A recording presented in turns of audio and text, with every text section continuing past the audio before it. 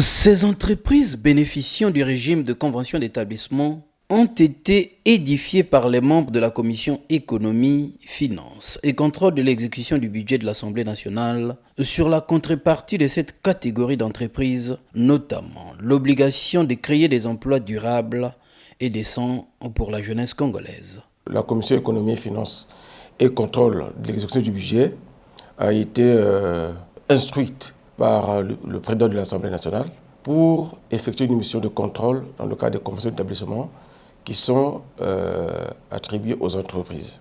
Il est établi des obligations vis-à-vis des entreprises et également des avantages que le gouvernement leur accorde pour essayer de les accompagner dans le cadre de leur installation. Lorsque le gouvernement s'engage en matière de convention d'établissement, nous regardons là les objectifs de développement durable, les ODD. On parle de l'emploi décent. Et donc là, il s'agit effectivement des contrats de travail durables, notamment les contrats à durée indéterminée.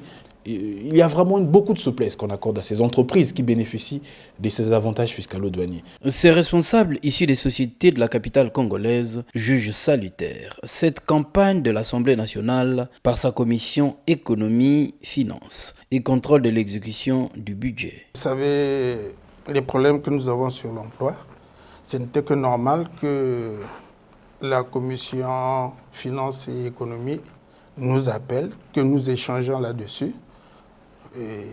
Les équipes vont descendre sur le terrain.